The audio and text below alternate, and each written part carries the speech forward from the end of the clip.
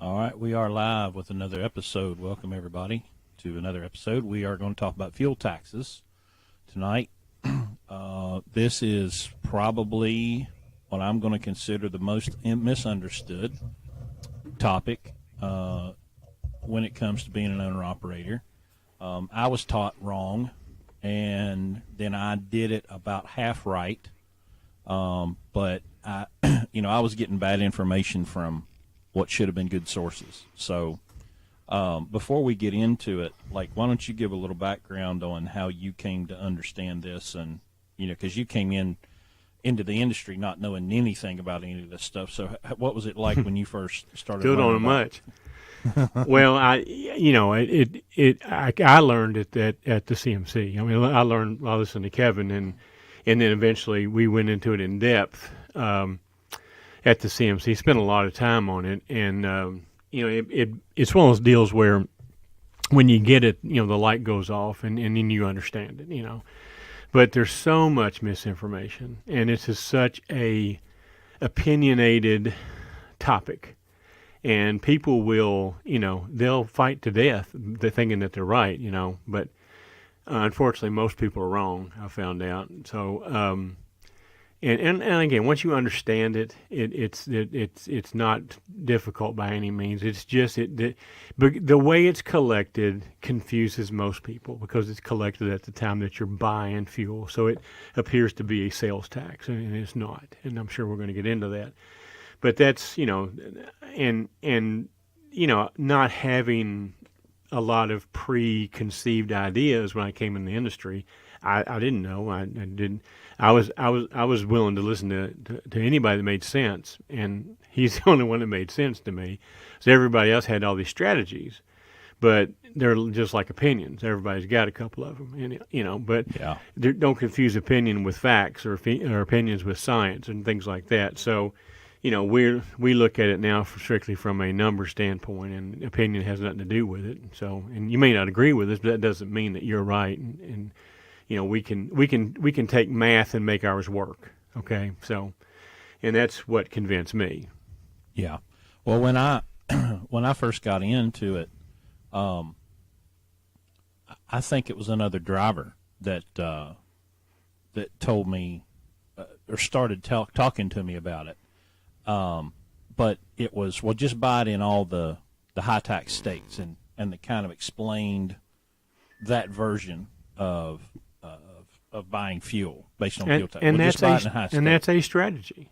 Yeah. And if you'll, just to give you a little background to people that haven't listened to our podcast, but when I came to Landstar because I brought a truck here and a driver, and I wasn't coming to Landstar as an operator at that time. I was coming as an owner.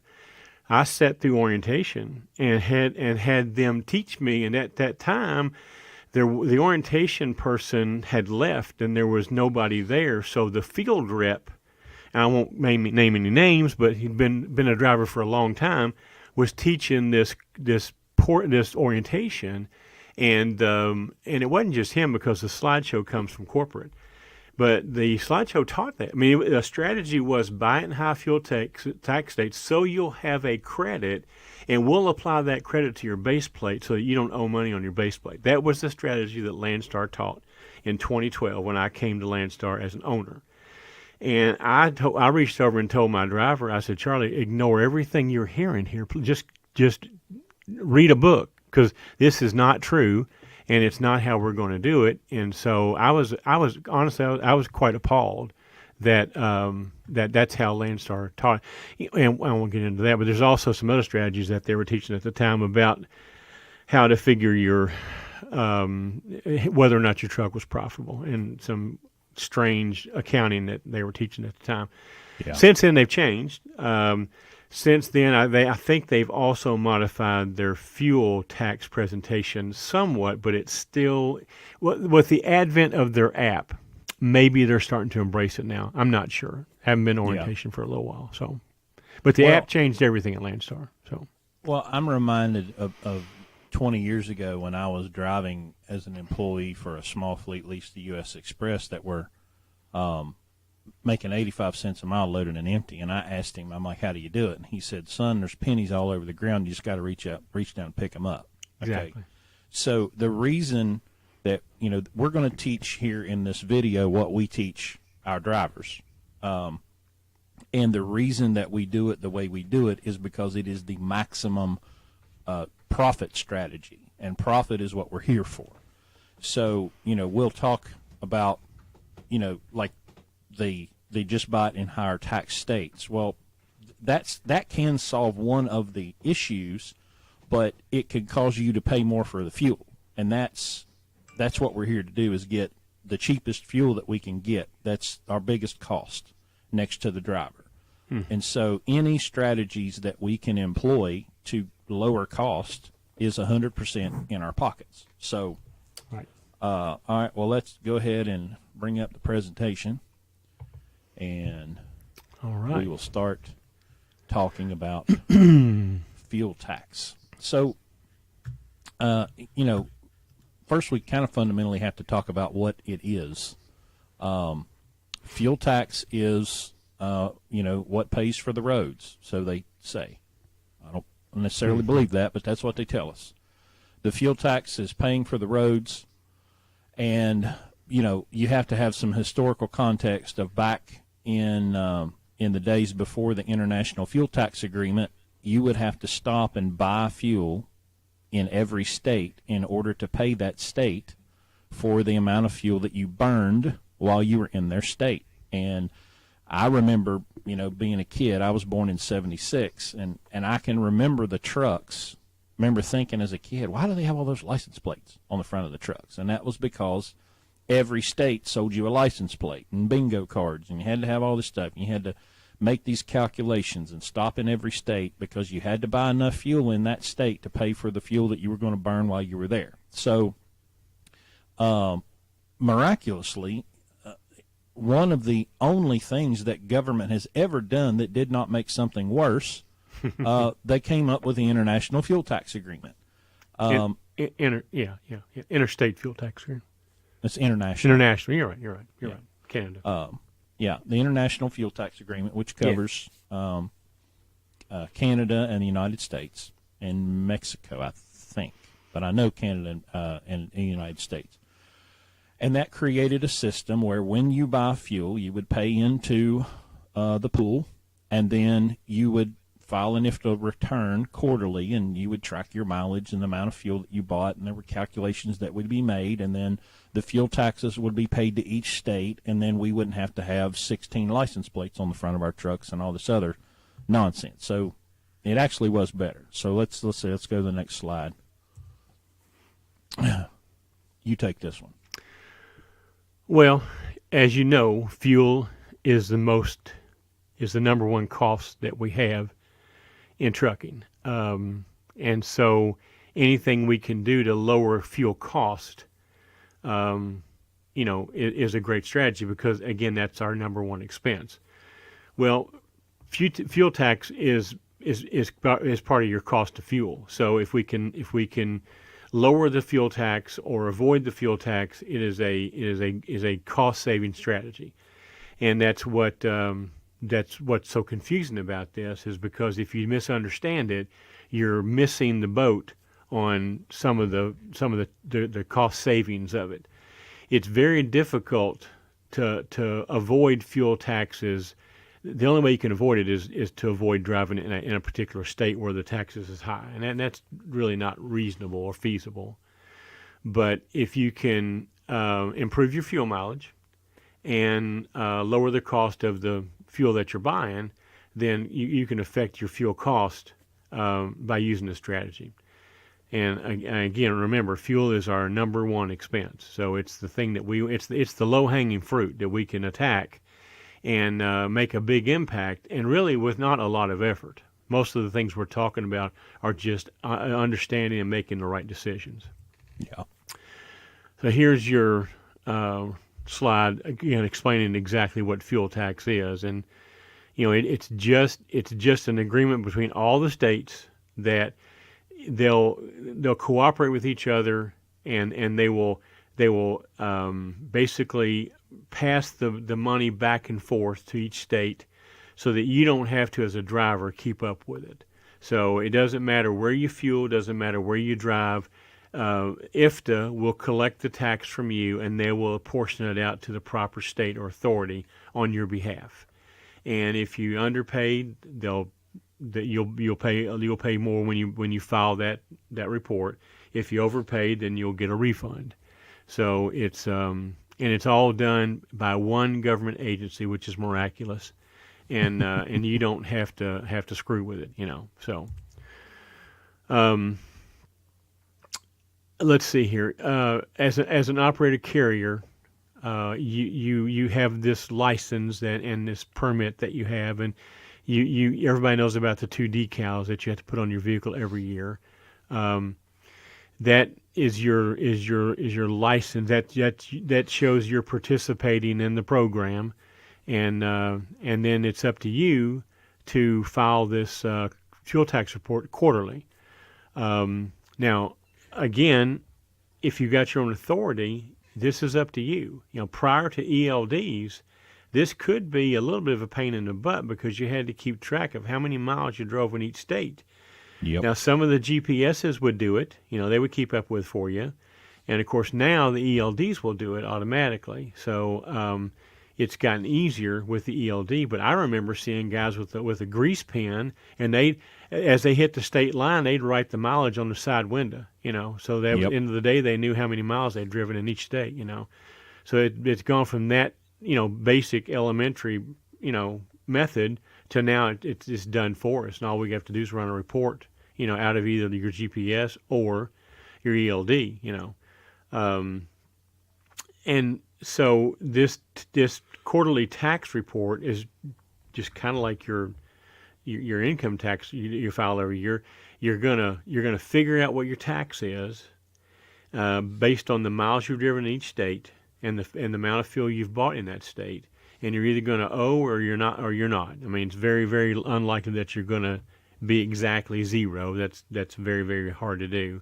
Right. And then all that's figured up, and if you've driven in 7 states that particular quarter, then you're going to have 7 different numbers there.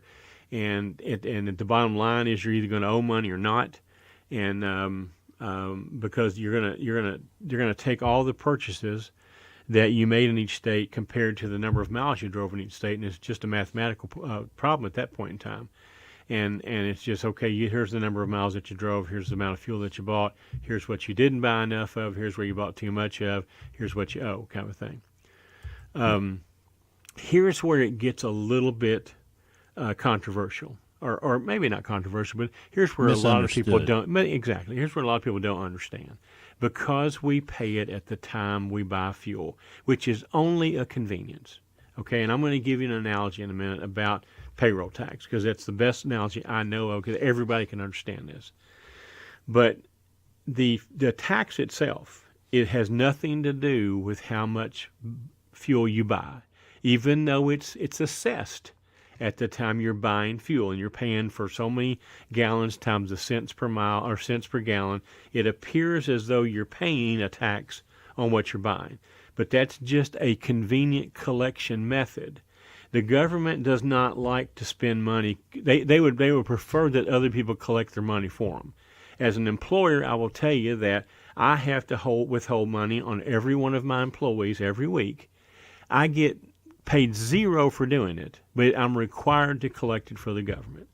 Well, if you're selling diesel fuel in this country, you're required to charge this fuel tax. It's not an option. You can't opt out and go, well, I'm not going to participate. You just can't do it. So when you buy 20 gallons of diesel, you're going to pay tax on 20 gallons of diesel times whatever the tax per gallon is in the state you're buying it. But that's where it gets confusing, because it's not on what you bought, even though you paid it based on what you bought. It's actually based on how much you consume in that state, how many gallons of fuel you consumed in that state. And they go, well, how in the hell do you know that? Well, you're going to tell them, because you're going to report how many miles you drove in that state, and you got fuel purchases for all the fuel you bought. That now is public knowledge, and so it's just a matter of going, okay, you drove X number of miles based on what you bought. Again, it's just like figuring the fuel mileage on your truck. We're going to divide the number of miles and the number of gallons, and here's your miles per gallon, and here's how many miles you drove. So this is how much fuel you consumed. So here's the tax on what you consumed. Now here's where it gets. Here's where I try to use an analogy to make it a little better to understand. Everybody understands if you've got a job and you're getting you're getting a W-2 at the end of the year, and your taxes are withheld. A lot of you guys are owner operators, and this doesn't apply to you, but back when you worked for somebody else in high school, when you worked for Walmart or McDonald's, and you got your check at the end of the week, and you go, damn, where'd all the money go that I made? Well, here's where it went. Your employer had to withhold it and send it into the government on your behalf. Now, let's go through that. What that withholding amount was not your tax. It was only a deposit against your tax. H&R Block figured out your tax on April the 15th. And then you just looked back and said, okay, here's what I paid in through payroll withholding all year long. So we're going to credit that to what my tax is that you just told me, H&R Block. And now either I owe or I don't. Just like on IFTA reporting, okay? All the money that you paid when you were buying fuel is just credited to your account. And then when you figure what your tax is on this return that you do quarterly, then you either paid enough, you didn't pay enough, you either owe or you don't. So if you'll think about it like that, think about when you're buying fuel and you're paying that fuel tax at the pump, you're just crediting your account. And it doesn't really matter where you're buying it because IFTA will sort it out. Yep. If you don't have to worry about stopping at the Illinois state line and buying a bunch before you leave, that you don't have to do that anymore because no matter where you buy it, the money's going to go all to your account. And when you file that report and you decide how many miles you drove in each state, they're going to spread it out and cover what they need to. And at the end of the day, you're going to either owe or not. So it's just exactly like filing your income tax on April 15th. You're not writing a check for the entire amount, or at least I hope you're not. You're just writing a check for what you didn't pay in, what you didn't prepay in your weekly withholding. Or if you paid too much, which again is a strategy that a lot of people use because they can't save money, so they let the government save money for them with no interest, and they get a refund back on April 15th, and everybody goes and spends it buying a check couch or a TV, Yep. So that's how this works, Now, if you want to get yourself a refund, keep on buying your fuel in high tax states, and you'll get a refund. But we're going to show you how stupid that is because that's affecting the cost of your fuel. But that's a strategy, and that's a strategy that Landstar taught in 2012, 2013 whenever I was bringing trucks here. And so, which surprised me. So fuel taxes are collected at the pump if the returns are filed quarterly. Now, if you're at Landstar does this monthly, okay? But IFTA only requires it quarterly. Just so to clarify. But Landstar does do it on a monthly basis, which is fine. It doesn't really matter. The only way to avoid fuel tax is to not drive in that state, and that's kind of stupid. Now, you can decide that I'm not going to drive up in the east, and then that's fine, but, if you go through Illinois, you're going to pay a high fuel tax, so it's not just avoiding a certain area. It's pretty hard to avoid states that have high fuel tax. And you're going to find out it doesn't really matter. It doesn't affect anything. It might make you spend a little more money at that purchase because obviously the price of that fuel is higher because the tax is in there. But again, that is you're just overpaying for all the other states that you're underpaying in. It doesn't really matter. It all comes out in the wash. It does not really matter.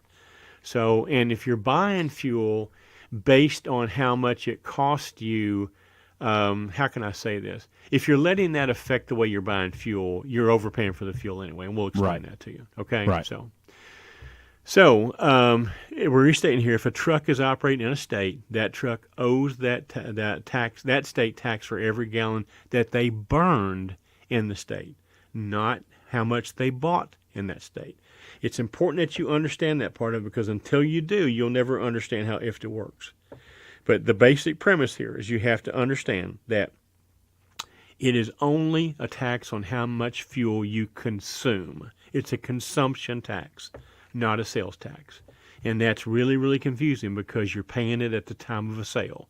But understand, you're really not paying tax. You're just paying into your account. You're withholding into your account forcibly. I'll give you that. And you'll reconcile when you do the IFTA tax return quarterly. Now, this is an old chart, but it's the best one we could find. But this is an example of how drastically different fuel taxes are from state to state to state. Now, let me advise you, do not go by these charts because some of these states change every few months. Yep. So there is a guy on Landstar, what's his name? He's got that group, Landstar Helping Landstar. He has an app that he keeps up. What's his name, Chris? You remember? Oh, yeah, I don't. I can't remember the guy's name. Go to Facebook and look at Landstar Helping Landstar. And whoever the guy is that runs that thing, he has an app that he'll give you.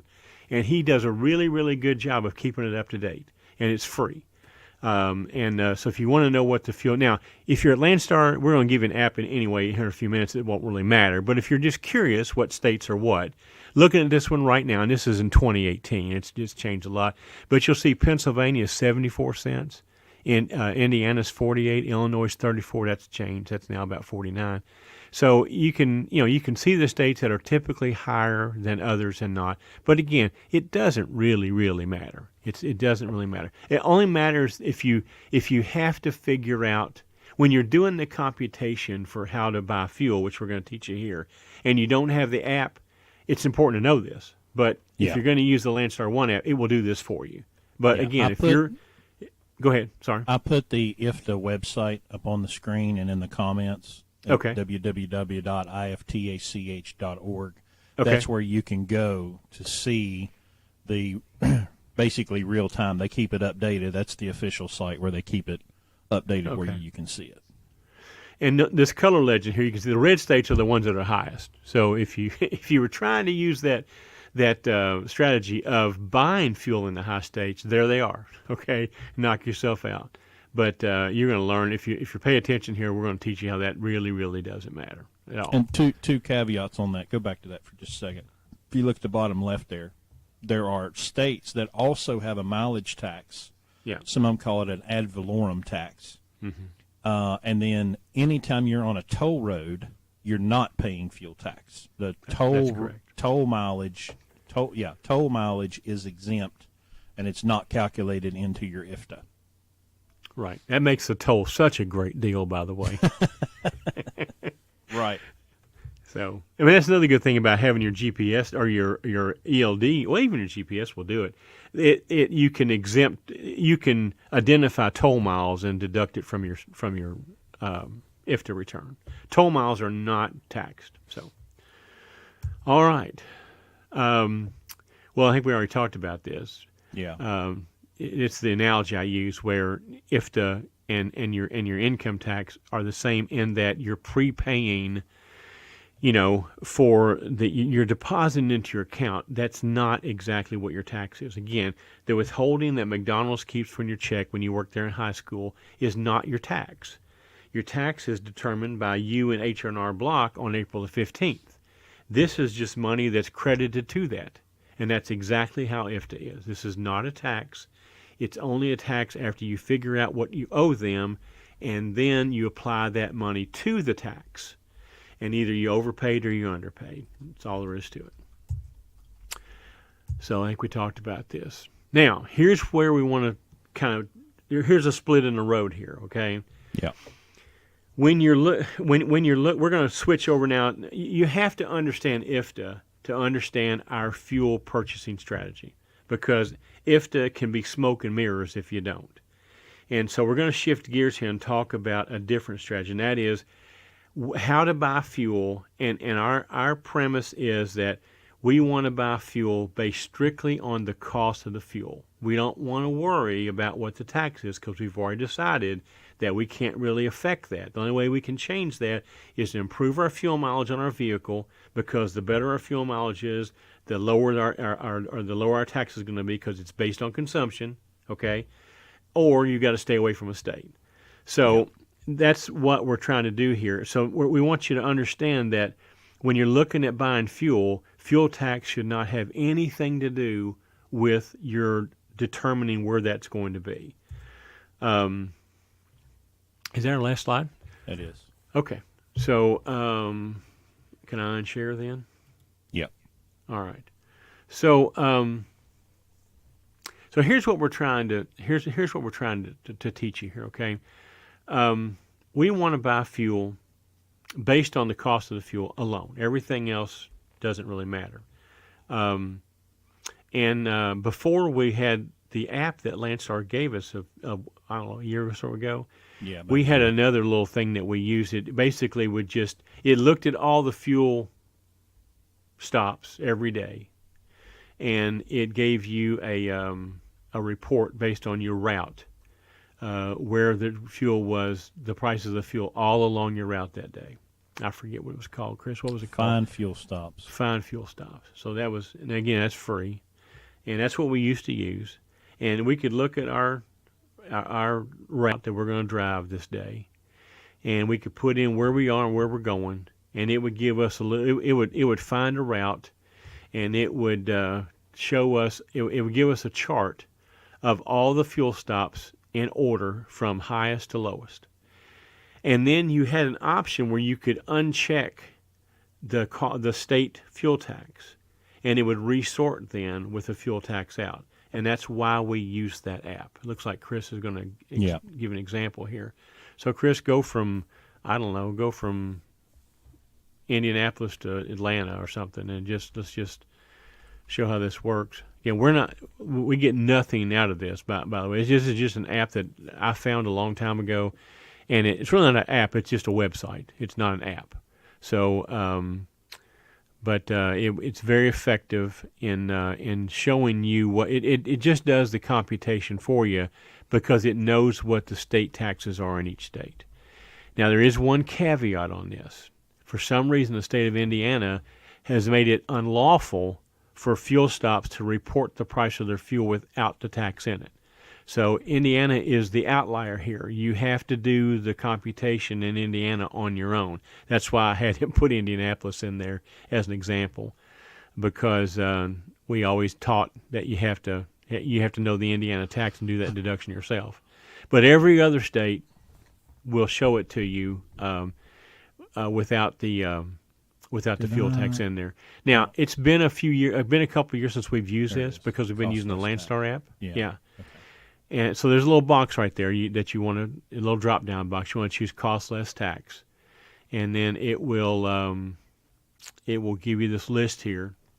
And now, hopefully, Indiana has changed and they'll participate now, but I don't know that yet. We'll see here in a second. It's not wanting to. It keeps refreshing. I don't know. Okay. Well, anyway, it would give you a list here of all the fuel stops and in order of price. So you could find the cheapest one, and it's already taken the fuel tax out for you. So anyway, you can play with this. There are probably others. I think Pro Miles has one I think you can sign up for, and but the idea here is you find an easy way to have a way of removing the state tax from the price of the fuel. Now, if you're at Landstar, the Landstar One app does it. Now, you have to check it. There's a box there you have to check off. Also, if you use the Landstar One app, you can also check off for it to remove the Landstar discount. It knows what the discount is, even in all these convoluted TAs and Petros. Okay, so that's what really makes it good, because even with the other website we just showed you, it still was hard to find the TA Petro prices, because you had to call in and get the cost plus price. Because even if you're leased, or if you're if you have your own authority, you're going to have some kind of fuel card program. You're going to have some kind of discount. So there's going to be some way to ascertain what the price of the fuel is. Right.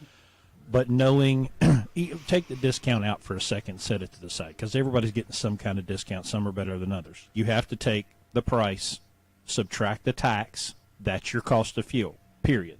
Right. Your cost of fuel is after the tax. So if the fuel costs $3 and the tax is 50 cents, then your actual cost of diesel fuel is $2.50. Right. That's what you have to focus on. Right. Where you get into trouble, and this is what got me in trouble, I was going to Pennsylvania, New York, New Jersey Connecticut every week for a year and a half, and I got clobbered on one of my settlements by a big fuel tax bill. And I called Landstar, and I'm like, what the hell? It's big number. Well, it turns out what was happening, I was driving a lot of miles in Pennsylvania at 60-some cents a gallon at that time, and I was buying all my fuel in New Jersey at 17 cents. Now, I didn't know at that time to really look and see that the fuel may have actually been cheaper in Pennsylvania, but I thought because the number looked different that I was getting a better deal by fueling in New Jersey. And so I was not paying enough in. I was only paying 17 cents in. Then I was going through New York and Pennsylvania where the tax was 40 and 64 or something. So I was not putting enough money in the bucket, and when it came time to empty out the bucket, there wasn't enough money there. And Big so hole in the bucket. Yeah. So I had to take it out of my settlement to cover what I didn't pay in, and I didn't understand that. Now I've learned to look. I can look at, say, the TA in Kingsville, Ohio on I-90, and I can look at the TA in Erie, and a lot of times the TA in Erie, where the fuel tax is almost double, is actually getting me cheaper fuel. But that's what's confusing, because at the time you're actually paying for it, because you're paying so much for the tax, it makes it look like the fuel is more expensive. But in reality, it's not. The fuel was cheaper there because the tax made it look more expensive. And that's the point we're trying to make. If you let the fuel tax affect your decision, you're going to end up paying too much for fuel, because many, many times the only reason the fuel is more expensive is because of the fuel tax. And if you take the tax out, the cost of the fuel itself is a lot cheaper, even if it's in a higher tax state. And understand, the tax is not on the fuel you're buying. You're just prepaying what you owe so if you bought everything in Pennsylvania, okay, and you just overpaid on your IFTA return, you're going to get that money back. So it doesn't really matter. So and it confuses you, and it makes fuel look more expensive than it is. So the best way to deal with it, and by the way, this works there's very few things in life you can say this always works. Well, this is one of them. Even in Oregon, where there's no fuel tax, this strategy still works. It doesn't matter. I need to look and see if they changed that. They talked about changing that a year or two ago. But I don't know if they have or not. They're not in charge anymore. You got to go down and ask those guys down in, what's it called, Chapo or whatever. You got to go down and see what they're allowing them to do. Okay, they're running the show now, right? Exactly. Well, so just for the sake of argument, I mean, let's imagine just for a second that you're running a dedicated run every day from Dallas to Houston and back, and you're never leaving the state of Texas. But no problem. You're burning every gallon that you're buying in the state of Texas. Right. So it's a wash. And it's a low tax state on top of that. Yeah, I mean it's zero. You're paying everything. The problem and the convenience comes when you're running in multiple states, so that you're paying in all the time, and then you do this return every quarter, and all the math is calculated out, and this person gets paid what they owe, and IFTA, I don't know who actually holds the money, but IFTA takes the money in, and then it divvies it out to the states. Right. So forget the tax. Look at the cost of a gallon of diesel, okay? And now here's the other thing that we teach. Fuel is an inventory, okay? You can go to Costco and you can buy a case of toilet paper, or you can go to a convenience store and buy a roll of toilet paper, and you spend about the same amount of money. It's just one of them you get a hell of a lot more for it than you do with the other, okay? Right. Toilet paper is a real bad example. Right? It is. It is. We'll use milk, okay? So there you go.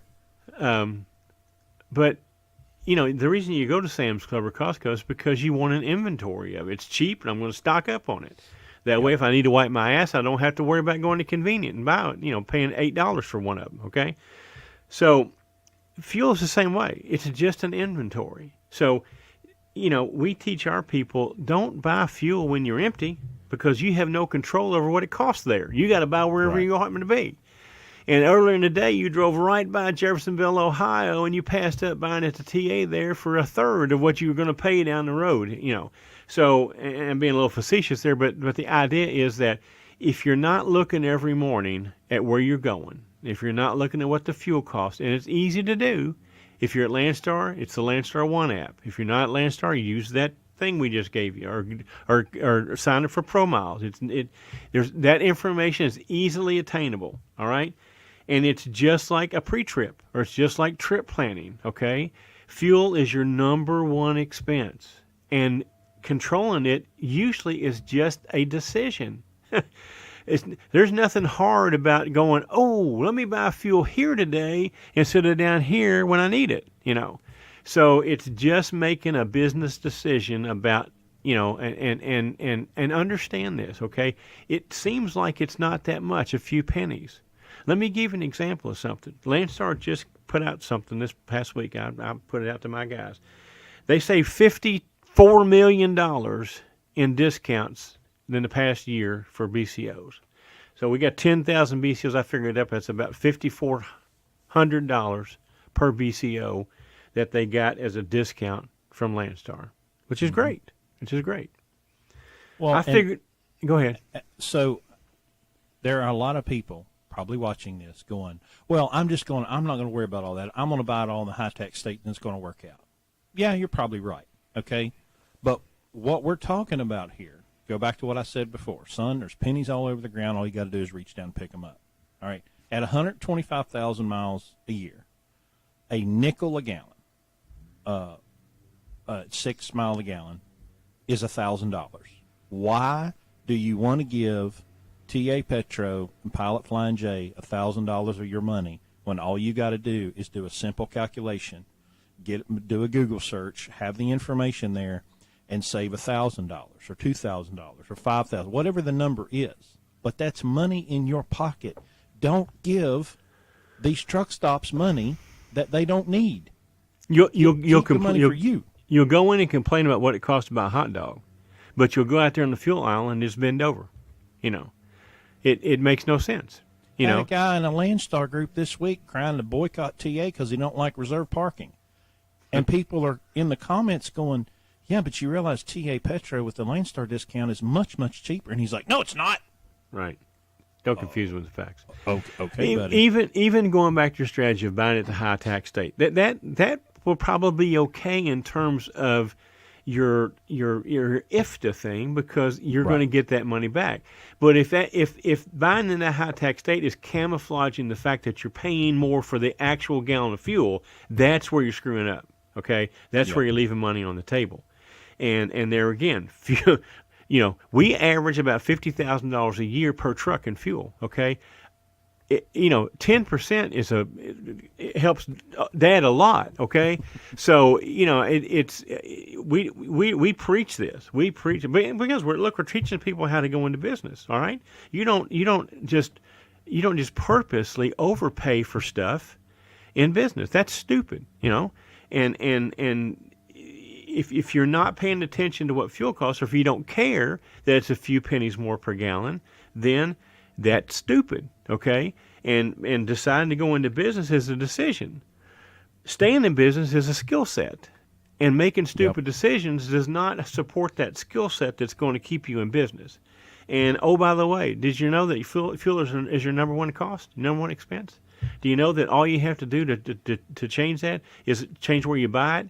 And, oh, by the way, change how much of it you use? Because if you're getting 5.5 miles per gallon, you need to be doing something to you or your truck to get that up to 6 or 7 or 8. Because 1 mile per gallon at 100,000 miles a year is $5,000, okay?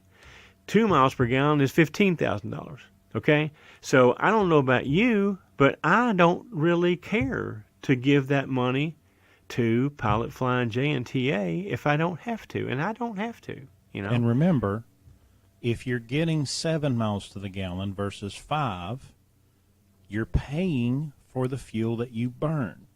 So, if you want to lower your tax liability, get better fuel mileage, and you'll pay less tax. There you go. So it's not just about, getting better fuel mileage to keep the money for yourself, but you're affecting how much tax you're paying because you're changing the amount of fuel you're burning in a state. Just this week, I pulled up the Landstar One app.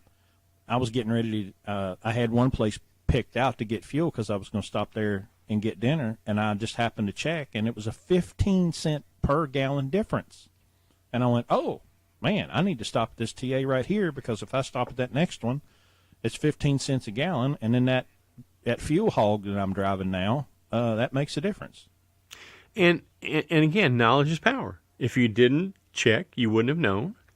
If you're just fueling because you like that particular truck stop and you haven't checked the other ones, that just doesn't make sense. This is business, okay?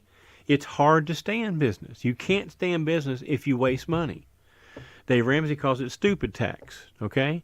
And why? I was in the car business a long time ago, and I was in business what I did was I went in and I consulted with dealers on how to improve the performance of their service and parts and body shops, okay, what they call the back end. And I had always had a hard time making dealers understand that back end back there, particularly the parts department, okay? So the one thing that worked for me one time was this old boy in Richmond, Kentucky, good old boy, was a dealer, okay? I said, Glenn, let's go back in, because he had, his parts department was Grand Central Station. Anybody could come and go. There's no locks on anything. You just went in there and got, I said, Glenn, you're losing thousands of dollars a year out of that parts department. I said, okay, well, let's do this, okay? So the average part on that shelf, in that whole parts department, you had $150,000 inventory. I said, the average part back there is probably $25, okay? So you go to the bank and you get that $150,000 out in $20 bills. And let's me and you go through that parts department. Let's lay a $20 bill in every one of those little slots where those parts are. And then you let it run the way it's running right now and see how much of that's there tomorrow. Hell no, I'm not doing that. It made him understand that you can't just not pay attention. You're losing money and not understanding why. And all it is accountability. All it is making the right decision. This is not any different, okay? Buying fuel, it seems so simple. I'm just going to buy it this afternoon when I stop, and I'm going to eat and buy fuel. But what if you just paid 25 cents more per gallon on that fuel than you could have fueled up at your 30-minute break down the road and saved all that money? And you do this every day, It's very easy for this to account for about $5,000. It's not very hard. When I'm working with guys on fuel mileage and they're getting 5 miles per gallon, I can get them up to 6.5 or 7. We're talking about $15,000 a year. Now fuel's cheap right now. Wait till it gets back to $4 a gallon, and we'll have this conversation, okay? And it will. So it doesn't make sense to spend money for something you don't need to. And you don't need to with fuel if you just understand how to buy it. And you got to understand the IFTA, because you got to understand that doesn't affect anything. That's why we talked about IFTA first, because if you don't understand that, you won't understand the rest of the strategy. But buy your fuel at the cheapest price that you can pay for the fuel. Now there's a couple of caveats there. You look at this app and you're going to come up with Joe Schmuck's truck stop is 1 penny cheaper. And you look over there and Joe Schmuck hadn't sold 100 gallons of fuel in 38 years, okay?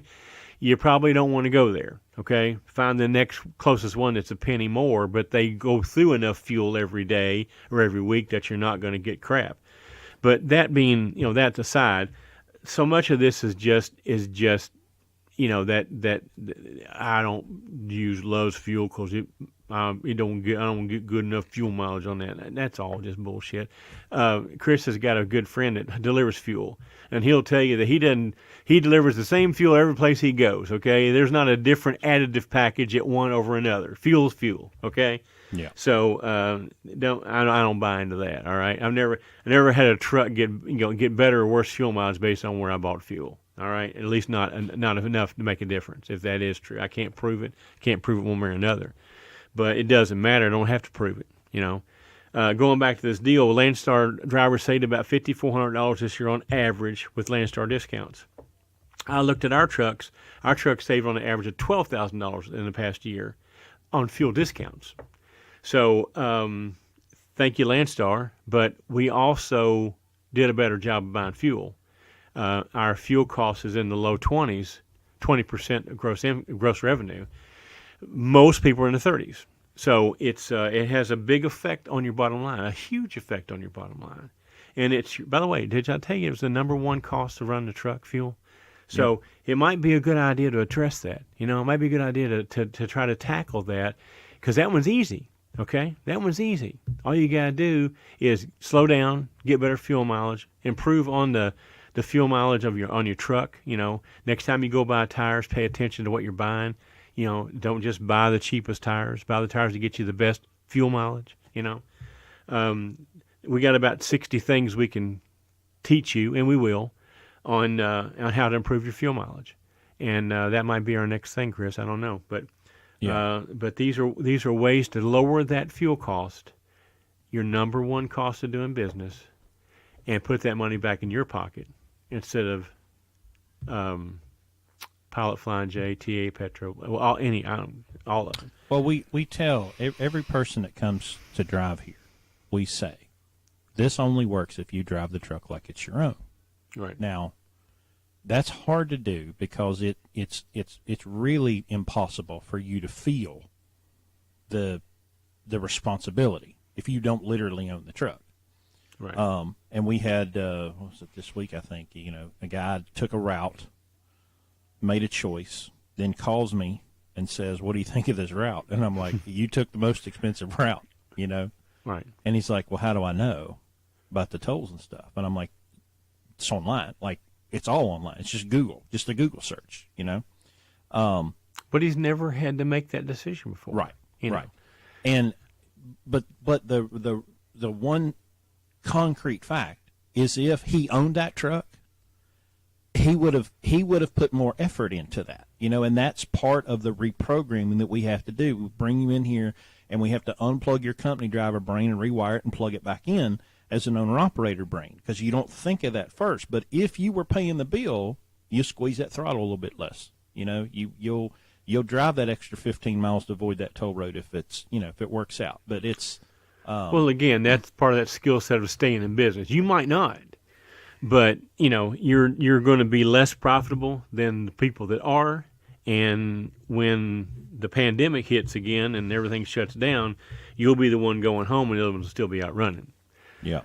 Did I tell you that fuel is the number one cost to run a truck? Did I mention that? I believe you mentioned that. I'm not. I don't know if I did or not. But yeah, if you can cut that cost, man, if you can go from 30% to 20% gross revenue in fuel, big deal.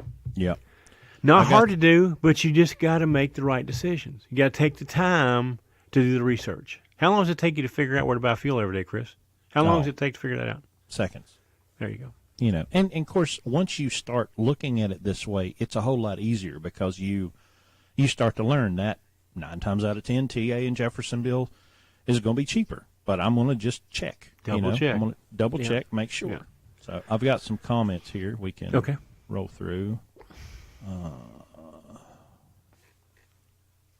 My man. Taxation is theft. Hear, hear. Somebody, there you go. Cue Ron Paul. Okay, so here's one. But it's going for the roads, though. Come on, They don't take that money out and use it in the general fund. That goes for the roads. Come on. Right, sure it is. Kenneth, you say that IFTA tax is based on the amount of fuel you burn in each state. Is this based on a standard fuel burn? If so, is this computated state by state? It's based on your truck. Okay, yeah, so this is why we say you got to improve your fuel mileage, because it's just a math problem. You know how much fuel you bought, okay? Because it's a record, okay? You got a fuel receipt, all right? You got the purchases, all right?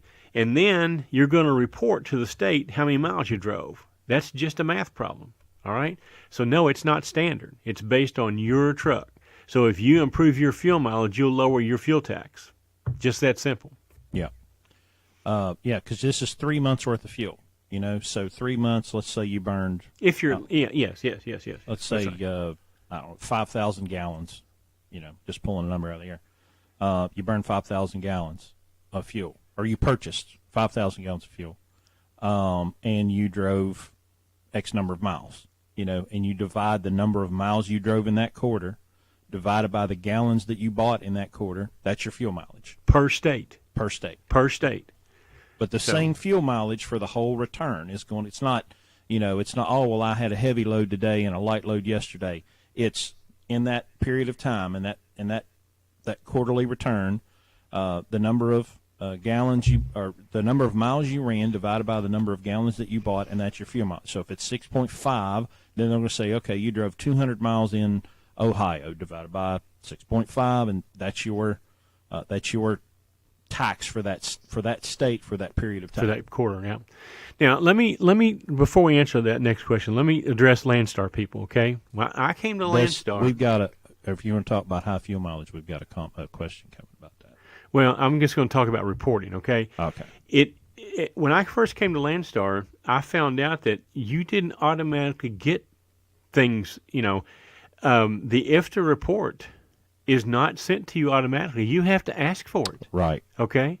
And they just recently started emailing them. Used to they would mail them every month. But if you're at Landstar and you're not getting your IFTA report, you can request that. And as a matter of fact, I just got mine, and it will give you, of course, we have 9 trucks, but it will give you exactly what your IFTA fuel mileage is for that particular month, which is, again, now, again, understand that's not accurate for you because it doesn't take into account your inventory. It has no idea what's in your tanks right now. Right. So, but it's pretty close, okay? And but you'll see that it will change with Landstar. It does every month because they report it every month, to you. But if you're at Landstar and you're not seeing your IFTA report, you can call Fuel and Mileage and ask for it, and they'll put you on the list to get it. Now, why that has to be asked for, I can't answer that. Probably because 9,999 of the BCOs here probably don't care and don't even understand what we're talking about right now. Right. But if you want to get on top of this, again, knowledge is power, okay? And that's available to you. All you got to do is ask for it. And I would recommend that you do that. So, sure, I'll get a phone call Monday morning from Fuel Mileage going, what the hell are you doing to all these people? Brian, how does the fueling station know which IFTA account to credit the collected tax to? Do they use the DOTMC? Not really. I mean, everybody is pouring all this money into IFTA, and then the returns are done, and when the returns are done, there's money credited kind of in your name because you can say, well, I paid this much in based on where I bought it and when I bought it and all that, and then when the return is done. But it's not really that specific. It's kind of like, Brian, for the longest time I thought that, money I paid into the government, there was a box there had my name on it, and I could go and look at it anytime. Hey, money you put in the tank, look at your bank. Money you save in your bank. You go down there, it's not in the box with your name on it. It's in this big fund, and everybody's got their hand in it. Now, they keep track of how much of it is yours, but you can't go in there and just look at it. Same thing here. It's accounting. It's an accounting system. It's not necessarily in your name until the return is filed. And then what you're doing is you're proving that you made their deposits because you got the fuel purchase tickets, okay? So you've got these purchases that are recorded, and then you've got the miles driven. And it's kind of an honor system, but you can get audited. Okay, So, again, one of the benefits of going to Landstar is I've never heard of an audit at Landstar in fuel tax. So, but I guess if you're under your own authority, you could have to stand for audit. Make sure that this is not being abused. But it's an accounting system. Wow, it is all ass backwards, brother. You're not the only one. Okay, listen, if you want to have the best fight you ever had, go into a truck stop at the liar's counter and tell what I just told you, and get ready, because about 20 of them good old boys are going to take your ass out and teach you that you have no idea what you're talking about, son. Okay, yeah. So this is fun. I love to get into conversation just to get the shit started. Okay, because everybody's got But here's the thing. And any time I get in the country, there's one thing I've learned about the truck business, okay, is that everybody knows everything, but nobody knows how. Okay? And then if you want to prove it, just go this. Listen to what they say and look at them and just go, why? And then just shut up and listen. Okay? Because they can't, all they'll either do is repeat what they've been told, but they will not be able to tell you why. Same way of going into a tire shop and asking them why they can't put 140 pounds of pressure in your super single. Why? Right. Listen to that one sometime. Now, so this is the one we yes. get to. yes. This is a good point right here. The fuel mileage at 9.5, and if you exceed that, they drop your MPG down to where you pay more tax. That is true. I can't, listen, I love Landstar. I can't defend everything they do, and I sure as hell can't defend this. They do it because they want to discourage people from cheating the system, all right? And here's how you could cheat the system. You could fuel up and not use your fuel card, okay? And that's going to show you an artificially high, and they thinking you're going to do that, and so this is the punitive part of that, all right? But let's be honest with you. How many BCOs how many BCOs at Landstar are getting 9.5 miles per gallon? Probably a handful. Probably a handful. Yeah.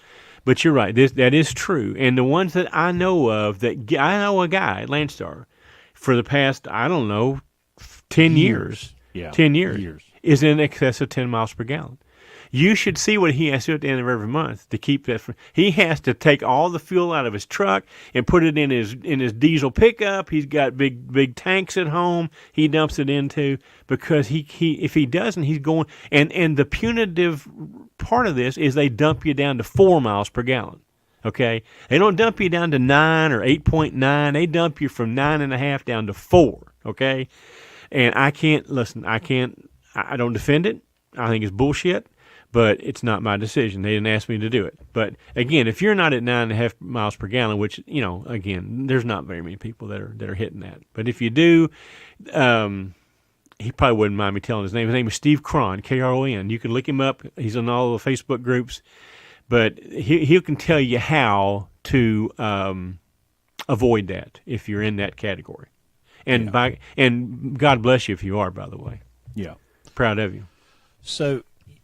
Justin said, the ELD compute. So when I started here in 2014, they had just required that all new BCOs install the Qualcomm. ELD mandates weren't in yet, but they were coming and they knew it. So beginning in like January of 2014, everybody had to get an ELD. Well, I had been a lease driver and I'd been a company driver. I'd never had to, I can remember like years ago back in the good old days, I'd be running down the road with somebody, and we'd be talking, and they'd be, jabbering on the radio, and they'd say, "Oh, wait, got to write my mileage down," and then we'd be crossing the state line. I had no idea what they were doing. Well, I found out. So at that time, the people that were not on an ELD had to fill out a mileage report. Fuel and mileage report, yeah. Fuel and mileage report. So you had to, you had to write down your mileage at every border. Hell, you had to write down every road you were on. Yep. Every day. Listen, my first even when you come to Landstar and you get on an ELD, it used to take 30 days for that to happen. Yep. And for the first 30 days, you had to do this fuel and mileage report every day. You had to list every road that you drove on and how many miles you drove on. It's complete utter bullshit. And now though that you can be on ELD instantly, it doesn't matter. But we always were on ELDs at Landstar, but it took 30 days to get that activated, and for the 30 days you had to keep this fuel and mileage report. So yeah, but yes, your ELD will do it because it knows the road you're on. I mean, it's tracking you, and it knows exactly how many miles you've driven in this state. Also, like the GPSs, like the Ram McNally's and the Garmin's, will do this. Will do it as well.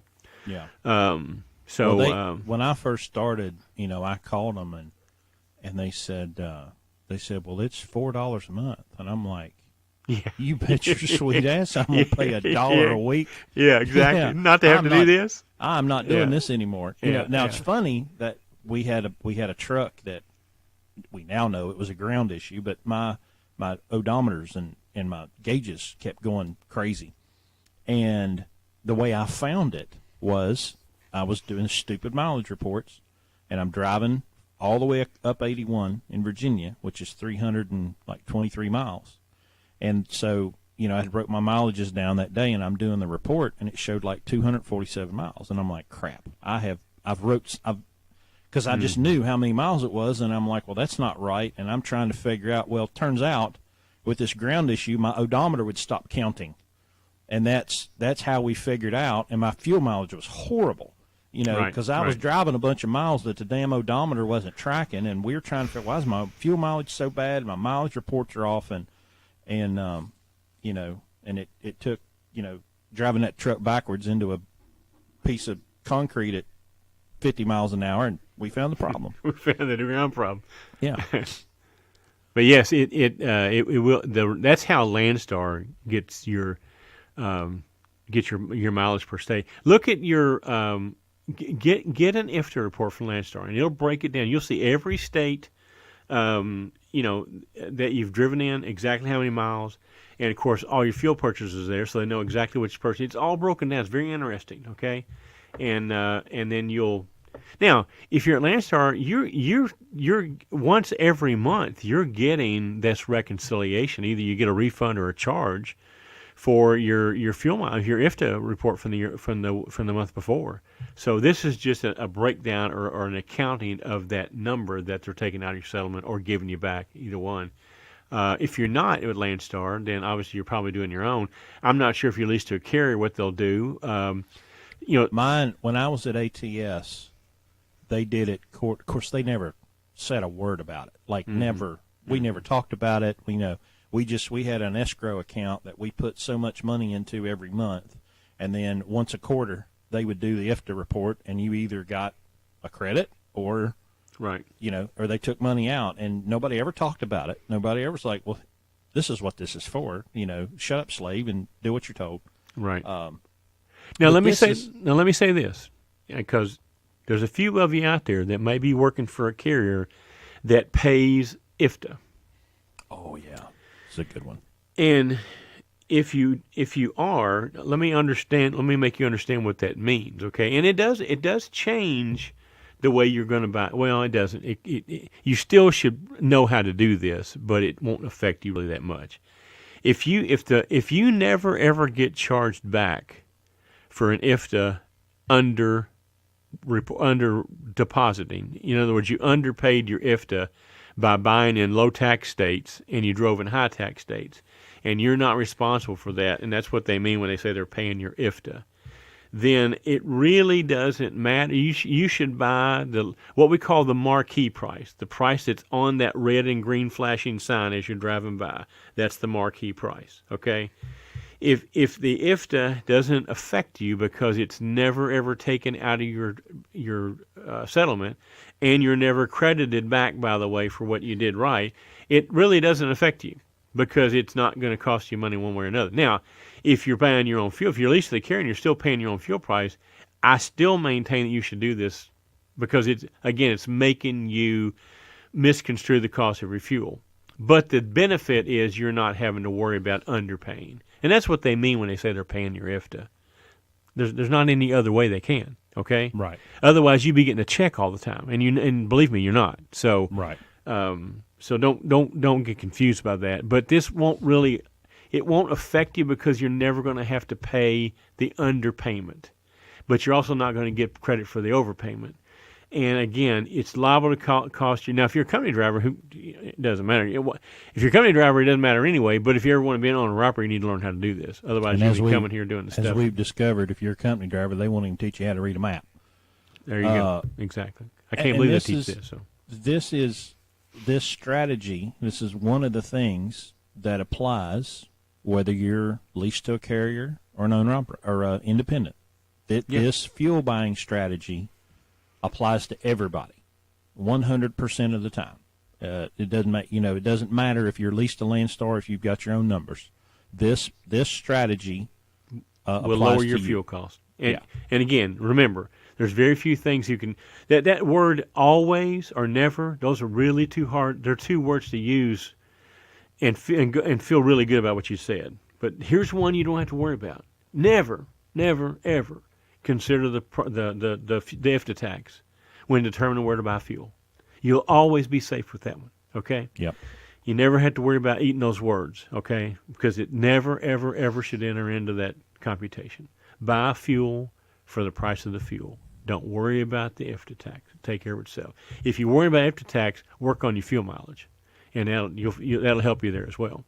Yeah. along with lots of other profit-generating things because you're going to spend less for fuel, period, okay? And we really need to have that, and I'm sure we've done it way back when, but we probably need to do that again. And there's a lot of misconceptions about how to improve fuel mileage as well. So, Yeah. Well, I think we have pretty much covered it. So let me get my. So head to the website. We are still looking for drivers. We got some trucks available. We got more trucks coming. We are looking forward to 2021. You can go there and click on Drive for Us, fill out the form. Our email addresses, mine is Chris@BlueRibbonLogistics.com, and he is Larry at BlueRibbonLogistics.com. Just give us an email.